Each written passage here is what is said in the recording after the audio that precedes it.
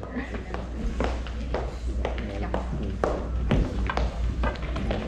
we have a special premiere of a long line of strong women leading through time. A performance proposal by Gabriela Golder that was developed and will be performed collectively by Diana Alejandrez, Lisa Alejandrez, Nancy Alejandrez, Gabriela Golder, Marissa Guzman, and Ksenia. Built through a series of shared conversations, meetings, and personal archives over the course of a month, the performance weaves together moments of confinement, resistance, and solidarity.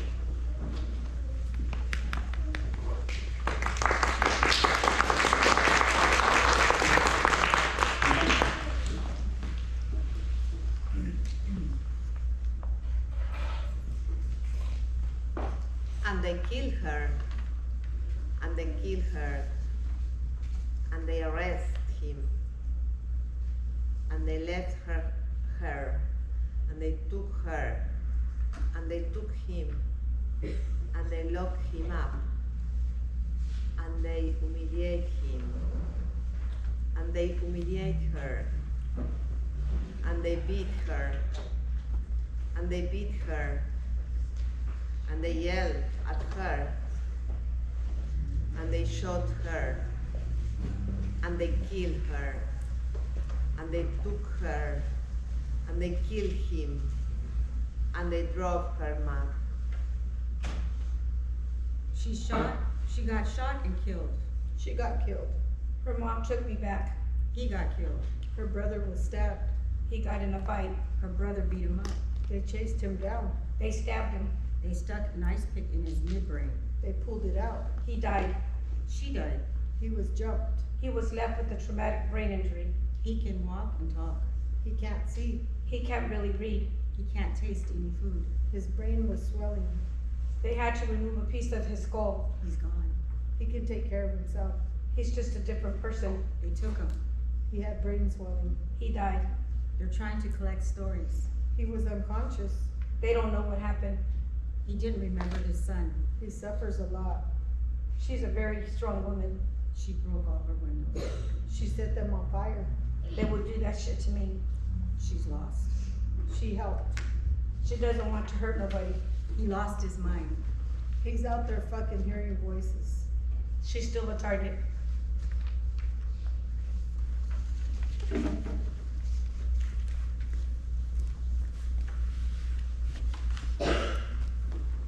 Violence, punishment, Generational trauma, surveillance, stopping growth, bullied, adrenaline, anti-blackness, paralyzed with fear, betrayal, isolation, verbal abuse, loss, loss of language, confinement, forced migration, no return, gentrification, being pitied, the courts, poverty, war, secret, abuse, ICE, borders, depression, xenophobia, forced sterilization, medical neglect, name calling, racism, anxiety, fighting,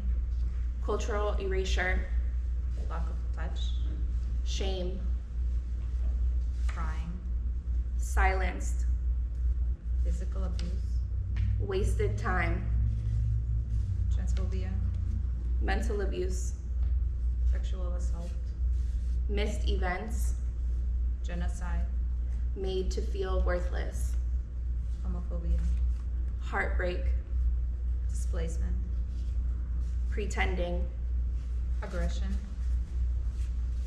forgetting, trauma, belittlement, yelling, habit, regret, injustice, police, PTSD, family, panic attacks, stereotypes, erasure, misrepresentation, criminalization of abortion, missed time, discipline, threats, family shame, disappearance, checkpoints, visual markings, attack, shock, child protective services, assimilation, punishment, violence, violence, violence, violence, violence.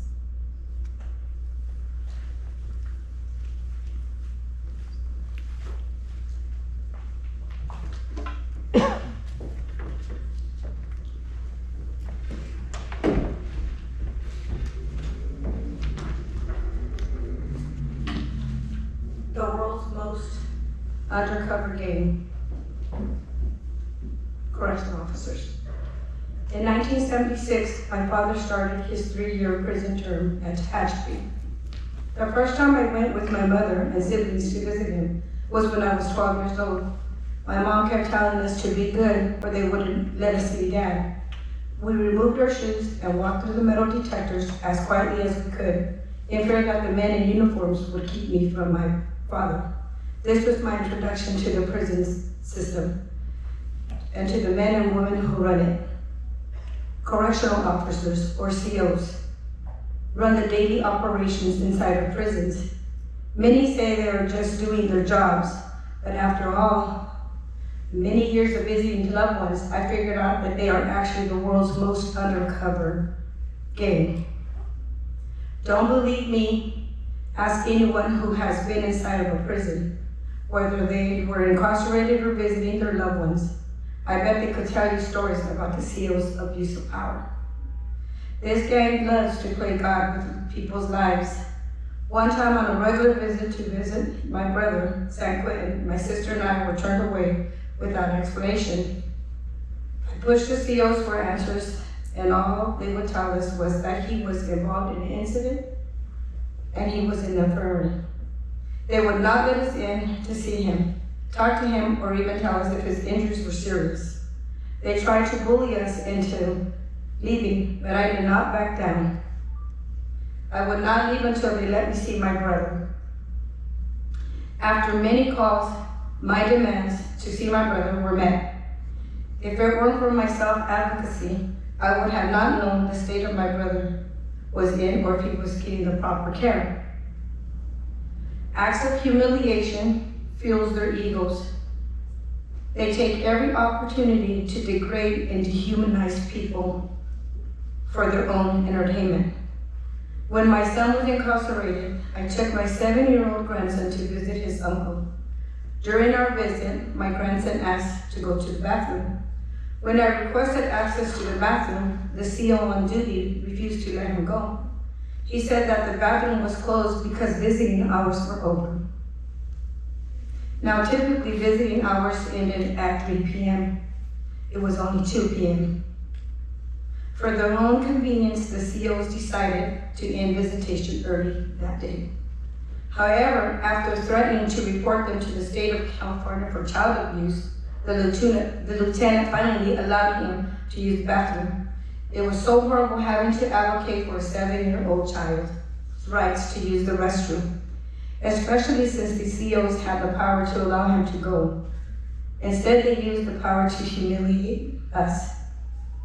Violence is a source of amusement for them. They label the incarcerated men as gang members, even if they aren't, and put them in locked rooms with the opposing gangs. I'm sure you can imagine what happens after that. One of the most horrific abuses of power was the creation of the gladiator fights in the CDCR, just like a Roman days.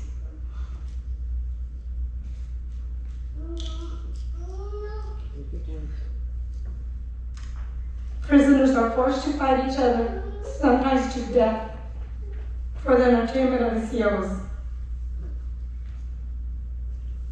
The need to use their authority to instigate violence only solidates their stature as gangs, but they do not face consequences.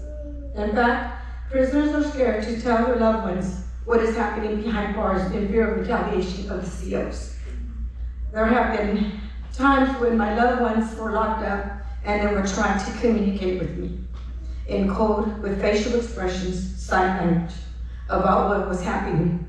It wasn't until later that I learned about the abuse they faced at the hands of the SEALs. Over the years, my experience with SEALs became progressively worse. Although the prison or SEALs treat themselves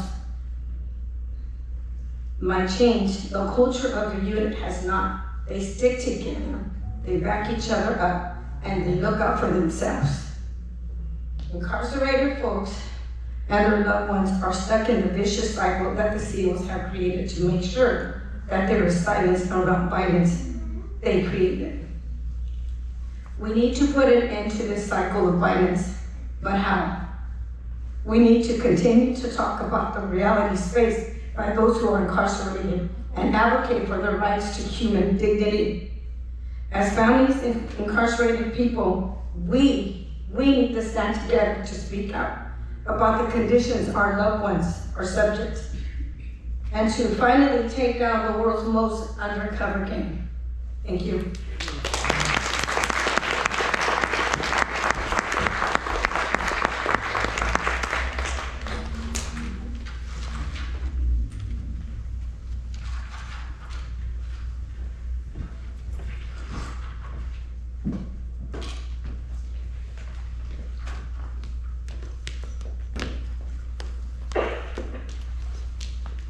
I'm one of the millions of women that have been impacted and traumatized because I love a formerly incarcerated person. My journey begins at the age of 13.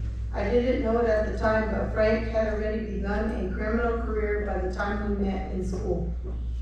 He came to my school mid-year and quickly was expelled before the year ended.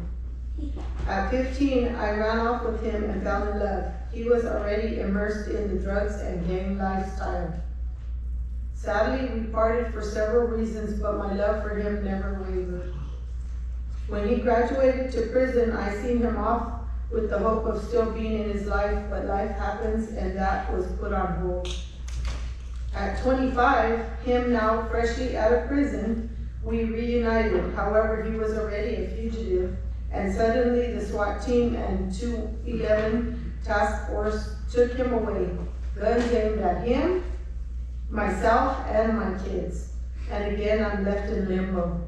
I visited him twice in Pelican Bay, traveling 1,000 miles, but fate kept us apart. I lost touch for 20-something years. All the while, Frank was being institutionalized and on a path of self-destruction.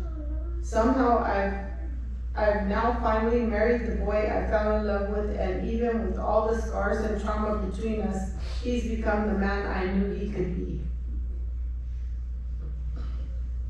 Life isn't perfect, but we are a family now, and that's something that carceral system can never take away.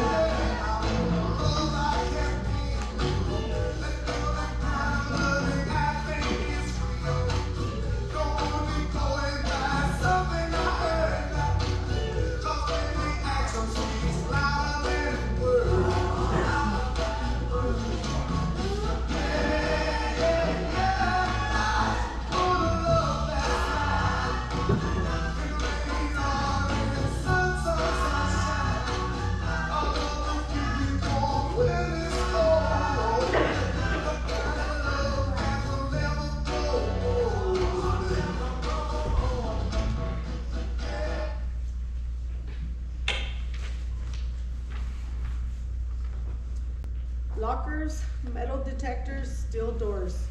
CO to CO. different forms, desks, mouth open, turn so slow. I use the time to practice patience, grace, tenderness for glassed-in guards. The rules,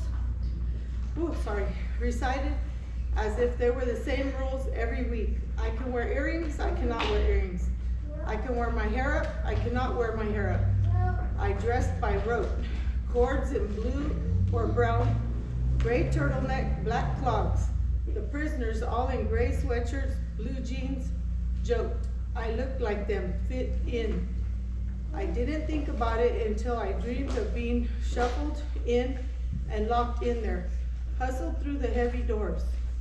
In the dream, the guards just shook their heads, smirked when I spelled out my name, shook the freezing bars. Instead of nightly escorts out, I'd stay in there forever. Who would know? So I went to Goodwill, spent $10 on pink Angora, walked back down those halls a movie star. When I stood up at the front of the class, there rose a sharp collective sigh. The one who said she never heard of pandering until the arraignment said, okay, I'm gonna tell her. Then she told me, freedom is wasted on women like me. They hate the dark cotton jeans they have to wear, each one a shadow of their whole sentence. You could wear red, she accused, their favorite dresses, silk slips, wool socks, all long gone. Bagged up for sisters, moms, maybe Goodwill. Maybe I flicked past them looking for this cotton candy pink Angora cardigan, pro buttons. They can't stop staring, so I take it off and pass it around. Let each woman hold it in her arms, appraise the wool between her fingers. A familiar gesture, second nature from another world.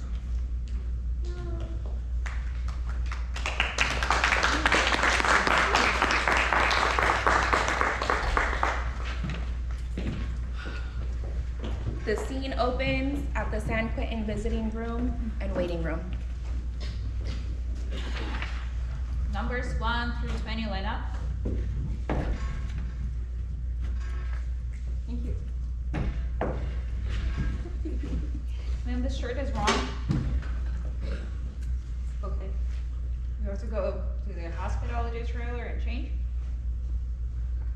All right, I'll be back.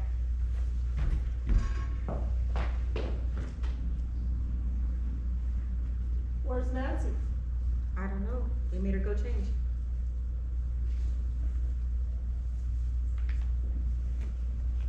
Numbers 41 through 60 line up. Short change, I'm ready.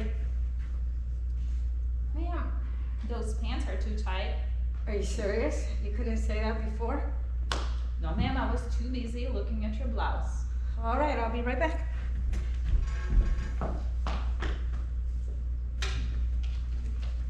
How long has it been? I don't They know. still haven't let Nancy through.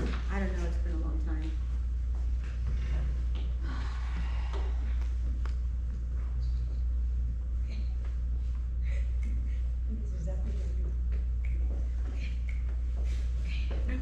All right, numbers 81 through 100 line up. Short change, pants are down. I'm ready. Your shoes What? have backs on them. Are you kidding me? I wore these shoes many Rules and times. regulations, ma'am. Shoes have to have backs on them. You don't think you could have told me that earlier? Back and forth. I'll be back. Visiting time is almost over. I don't think Nancy's gonna make it on time. Oh my God.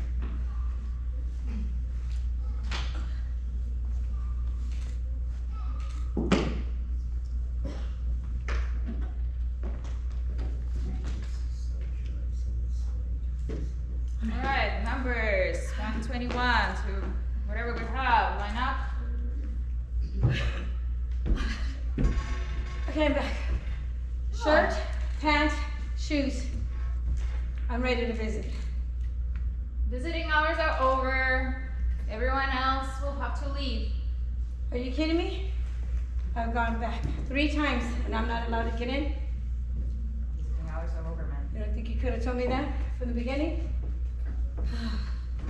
A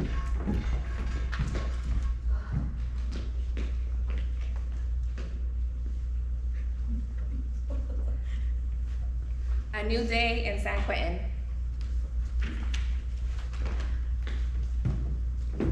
Right, numbers 1 through 20, line up. Oh, wait a minute. This is a for sure Pinta dress I'm getting in. I am not gonna get refused on this one. Hold on, sister.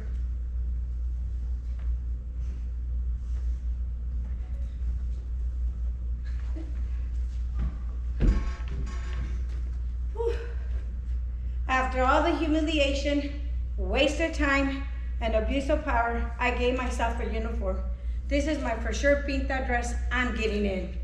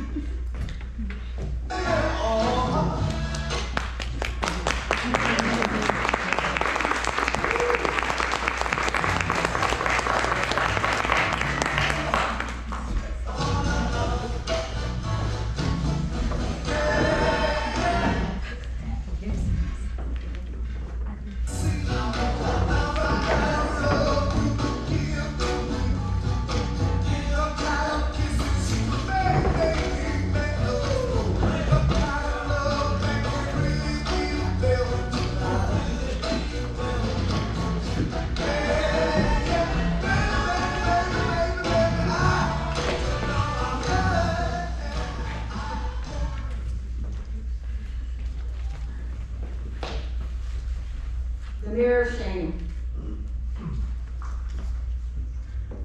My shame comes from being embarrassed as my grandchildren want to hear with their family background. For me, it's a generational curse. At some point, the cycle has to stop. At one time, my family were hardworking people following the crops. They migrated from Mexico to Texas, and they built their roots in California. That's where the drugs were introduced to my parents. Unfortunately, my father took the easy route. He started hauling marijuana, and that was the gateway. Then heroin was introduced to my family. This is where the generational curse began. To escape the chaos and confusion of the drug raids, I would go outside and water my plants. I found peace with my plants. It provided me a feeling of safety, security that was absent inside the home. Once my parents were taken to prison, my thin Nana was left to care for us. Her love shaped and molded us into women of strength. She helped us plant our roots and gave us the nourishment that we needed to sustain us through life. Just like the tortillas she fed us and taught us how to make, she filled us with the wisdom of how to become women of dignity. Her legacy lives on through us. Her dichos inspired the path between an unbreakable bond. The bond that kept us together no matter the distance, the length, or time. Together, we made the pact, always to uplift and encourage my brother Pancho, and gave him the support system to break the cycle. Tia Nena's dichos live on through me and drive me to break cycles of madness. Aquí les va un dicho. Dime con quién andas y te diré quién eres. Ashes can represent wounds or places in life where people are prone to despair. This is my life verse. Isaiah 61:3 encourages us to exchange beauty for ashes, to bestow on them a crown of beauty instead of ashes, the oil of joy instead of mourning, and a garment of praise instead of the spirit of despair. Shame is a powerful emotion. It can be a good teacher if you let it. I use it to my advantage when my kids are going wayward to explain the past and the family history. The history of addiction, with prison, with violence, to explain the cycle we are trying to break. Have you ever seen a broken mirror? They shatter into pieces. What my family has experienced is that broken mirror. My sister Nancy and I worked to put the pieces back together. Even though the mirror still has cracks, the reflection of our children and our grandchildren show the shaping of a different future. I'm proud of my kids. I raised my children on my own. I feel like I did a really good job. My daughter Joanne is a grievance counselor, and my son Jacob is a welding instructor at a welding school. His kids are following his footsteps, and my son Joseph, who is currently incarcerated, continues to take steps towards a higher education and has a loving support system. My son Jason, who passed away at 23, would be so proud of his daughter Sophia. She is the apple of my eye and is excelling in a magnet school. They are the pieces of the mirror that was once shattered. Psalms 128:2 says, "You will enjoy the fruit of your labor. How joyful and prosperous you will be. My children are the fruit of my labor, and they continue to bring me joy." Looking back, my ancestors would guide me into la cultura, the ancestral knowledge that told me to water the plants as a child, that guided my hands to make tortillas with my tia, that gave me strength to nurture my family. It's the cycle of growing, feeding, and caring that sustains us. The mirror is no longer broken. I feel like I can see a clear future. I can envision my children passing on a better future for their children.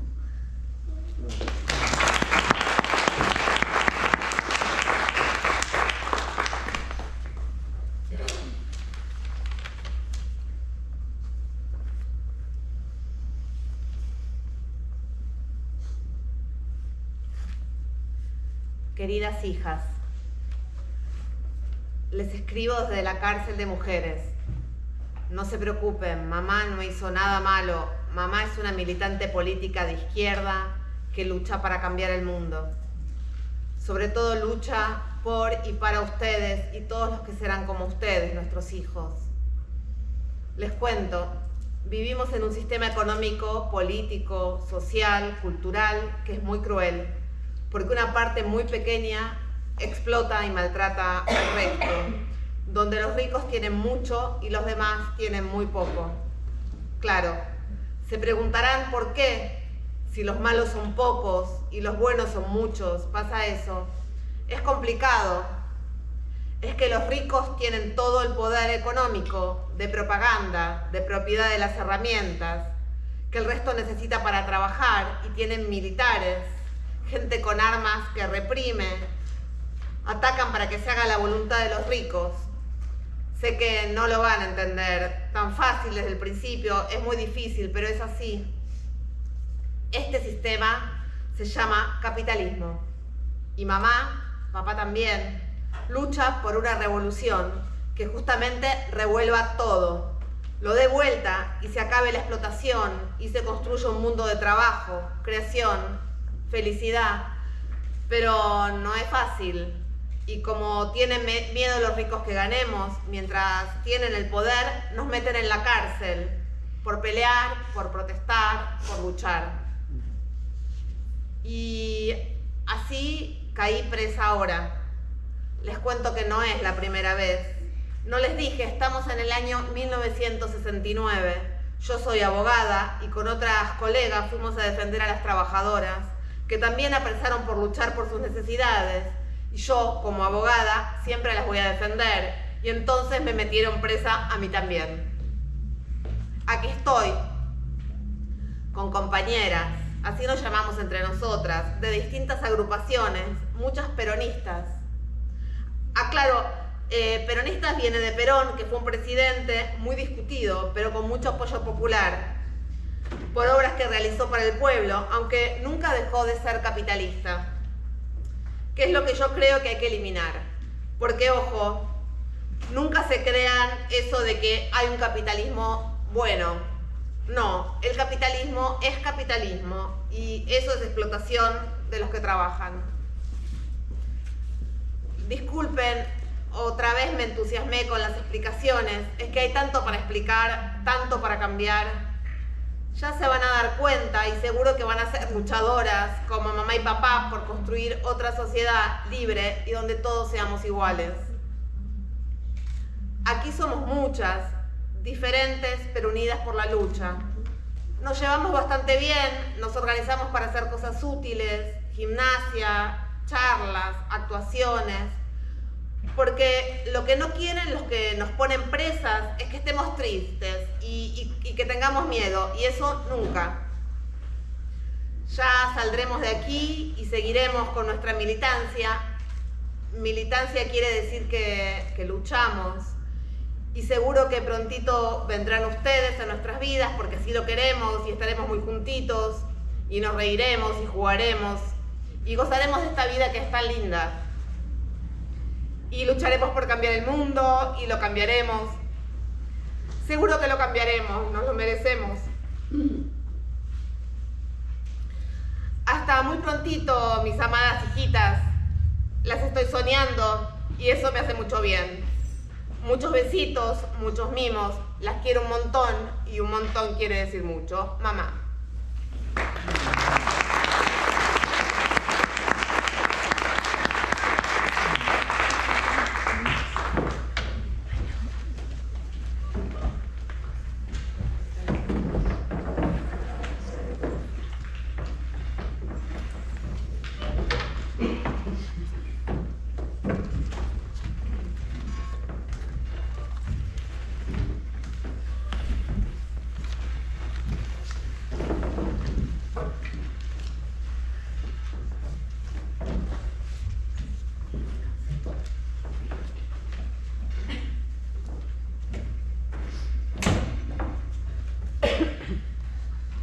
American life is distributed by public radio and Reenactment.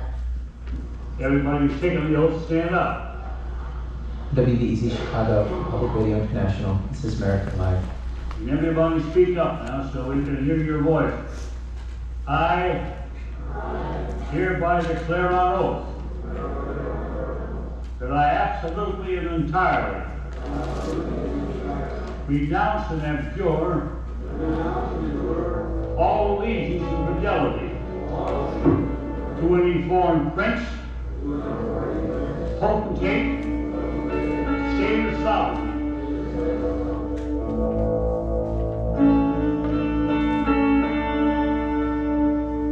that I will support and defend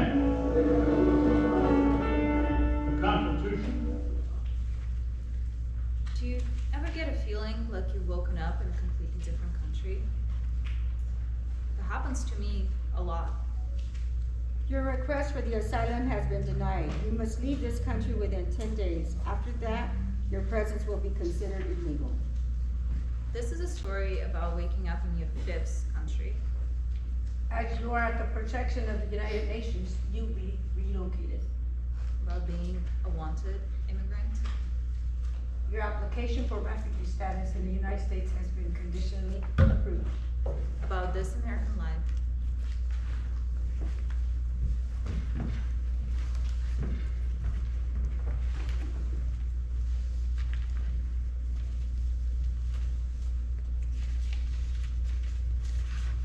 Immigration, incarceration, bodily experiences. Your blood test is no HIV. Everywhere you go, you live a little bit of yourself behind. Your chest x-rays, no tuberculosis. Some scars are visible, some are deep within. You are permitted to proceed to your Homeland Security interview.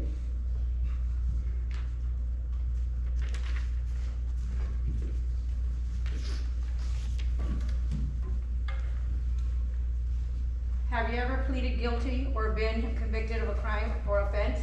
Have you ever been ordered punished by a judge? Explain your arrest record.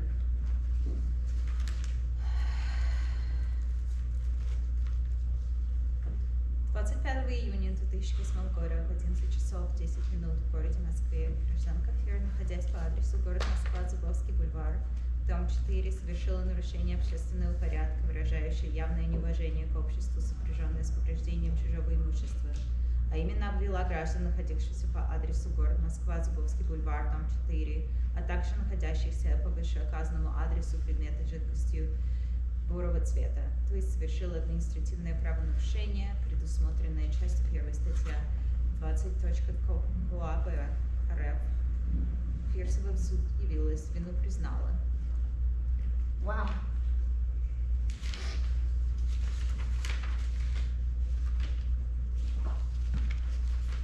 Have you ever been a member of the Communist Party?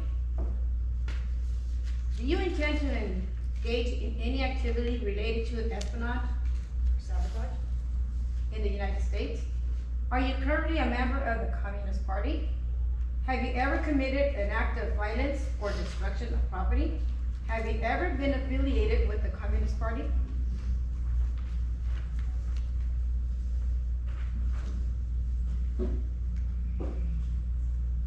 What is, hold up.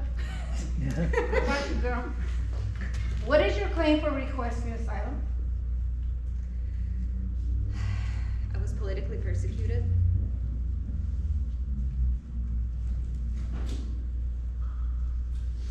Have you ever been arrested, cited, charged, or detained for any reason by the law enforcement officials?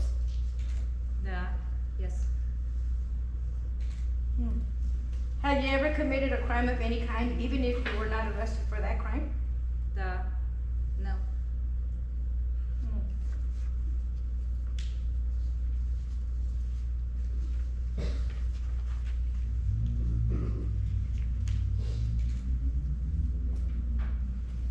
Have you been a member? Oh, wait a minute. Fingers there. Please press your finger here. Firmly, firmly. And there. My body's been put on the Interpol list, so he won't be coming back.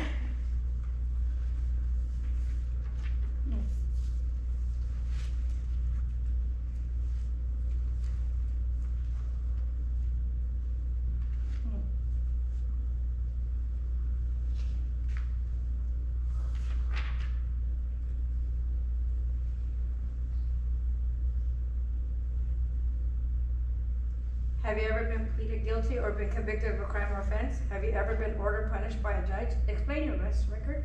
We did that one. Have you ever been a member of the, did that one? Okay, application's approved. Welcome to the United States. Of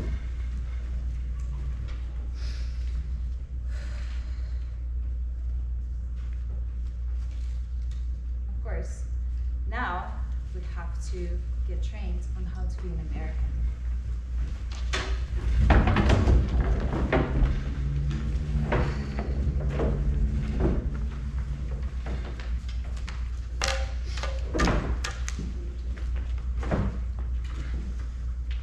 First step, debt. They paid for my plane ticket, but they said I have to pay it back once I get a job. This way you can start building your credit score right away. What? And the loan doesn't even have to have an APR. What is APR?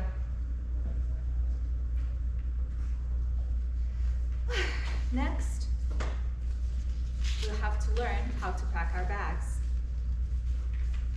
Necessities only, 1 bag each. Can I bring my family's cooking pot? No. But it's been with us for generations. What am I supposed to do with it? Can I bring my dogs? No. Do we have to have an exam? I'm going to bring my cat. No. I brought my cat. Next, we have to get a mandatory orientation from the Department of State.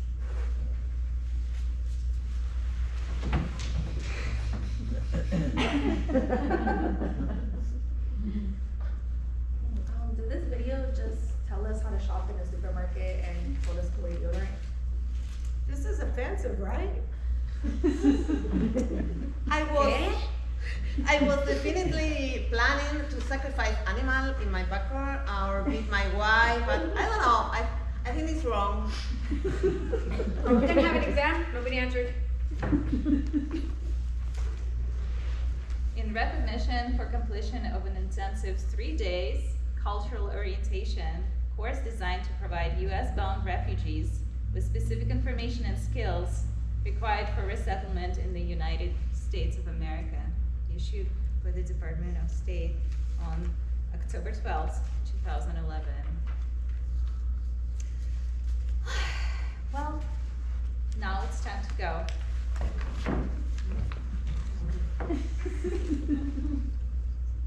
I go, you stay. You stay behind.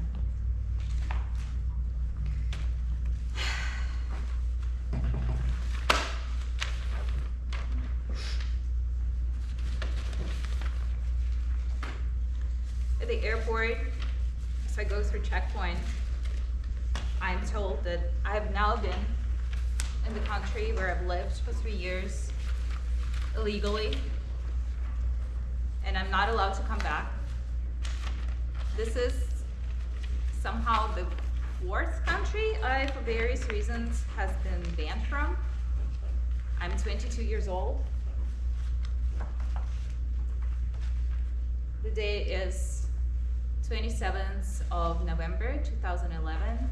Tomorrow I will wake up in Chicago, Illinois, the United States of America. This is the last time I will see my family.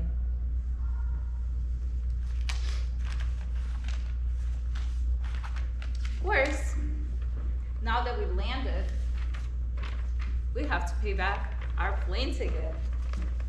2 months to find a job, 2 months to learn how to find a job. Writing resumes, practice interviews, mandatory trips to a nearby cafe to interview for the position of a dishwasher. None of us got it. The social workers said that it's all about finding the transferable skills. Somehow, all the skills that we had transferred into being good at cleaning. The guy behind me, the Iraqi guy, had a PhD in engineering. They said, oh, you're good at engineering, you'll be great at cleaning planes. He said, okay. The charity that ran the training and that took us in, they got a contract with the airport. So they kept trying to get people to work there.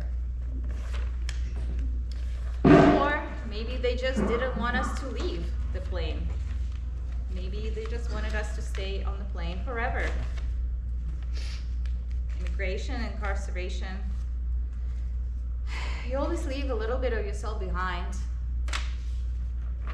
But what they really want you to leave behind is your pride, your sense of self-worth. Want to arrest your imagination.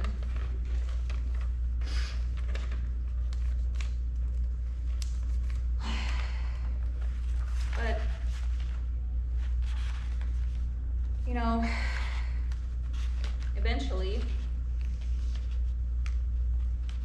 even though the social worker didn't know what to do with me, and I didn't have any transferable skills, eventually I too needed to find a job.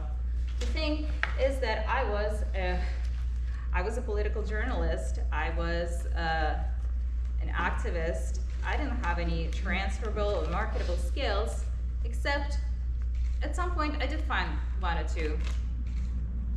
One, I knew how to behave in a courtroom and in front of a camera. And two, well, anyway, so my first job was a planted white audience member in a reality courtroom TV show with a black judge. They needed to have more diversity on the benches of that courtroom. So here I am, sitting on the benches again, saying nothing to no one. I signed an NDA. This American Life is created by Public Radio International. This American Life comes to you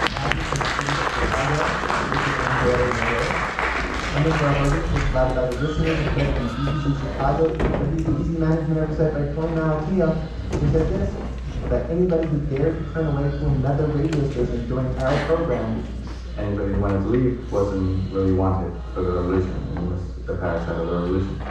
And our glass, I hope you enjoy your stay in the United States of America.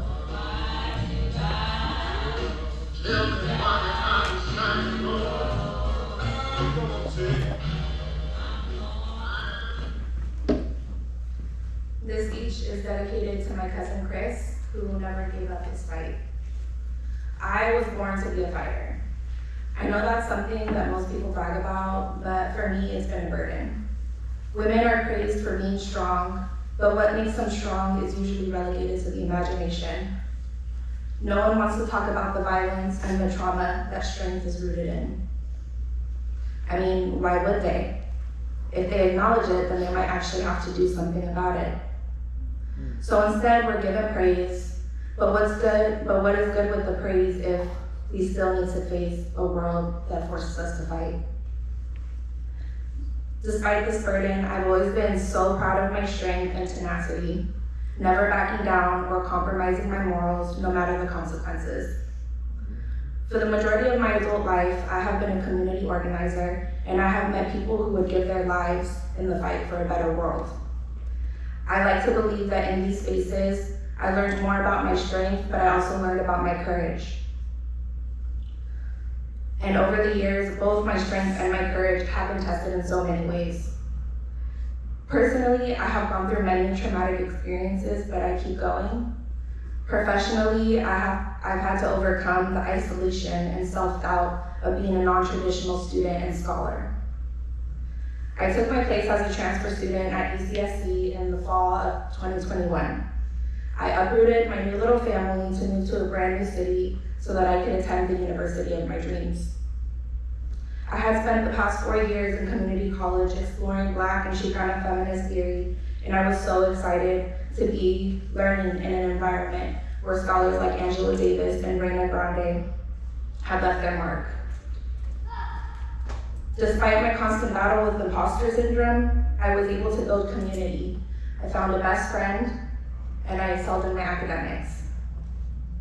I was awarded the highest honors in the Feminist Studies department when I graduated last spring. And I was also accepted to a PhD program at UCSC. Not so bad for a first-gen student, right? Throughout the past 3 years, my entire identity and self-worth became entwined with my success as a scholar, and I was ready to dedicate the next 7 years of my life to research for the university. But a very important part of my pedagogy is being in and of the community. This looks different for everyone, but for me, it looks like direct action and community organizing. I dove headfirst into the student organizing spaces at UCSC in my first quarter, and did my best to encourage my classmates to take what they were learning in the classroom and bring it to the streets. Although the university promotes its radical history for recruitment, the institution has always worked to extinguish student movements. It was no different once a movement for Palestinian solidarity began to solidify on campus. I was one of the UCSC students who was arrested during the police raid on May 31st, 2024. It has been so sickening to see the way that the university students have been criminalized and dehumanized by mass media.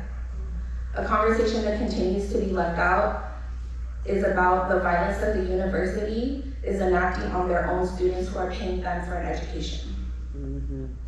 Instead of our tuition money going to equitable housing and adequate meal plans, it's going directly to our own brutalization. On the day of the encampment raid, I saw some of the most horrific things. Students being forced on their knees, their hands are tied behind their backs, and water being poured down their mouths.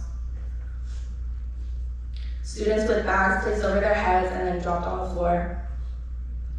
And female students being inappropriately touched by male officers. There's so much more that happened that day. And all the while, students are being killed and murdered in Gaza. However, the torture did not stop at physical violence. After the arrest, students were banned from campus for 14 days. In some cases, this left students homeless during finals week. For me, this meant that I could not have access to my home or my children because I lived on campus and my childcare was on campus as well. Academic retaliation has followed many of the students who were arrested, including myself. Due to my arrest, I lost my place in my PhD program, my housing, my healthcare, my county benefits, my childcare, and my job. Having to move back to the Bay Area and figure out what to do after losing everything I had worked so hard for completely shattered my confidence and self-esteem. But I'm a fighter. And through the amazing relationships I've made with some of the graduate students and professors who have continued to encourage me and give me amazing opportunities, I have learned that I do not need to be affiliated with an institution to be a scholar. The university cannot take away who I am and what I have accomplished.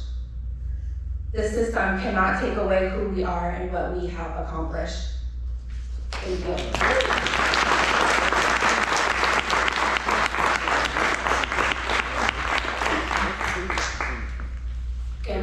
Que me des tu corazón, que lo como chile, sal y limón. Que me des tu corazón, que lo como chile, sal y limón. Nada me pertenece.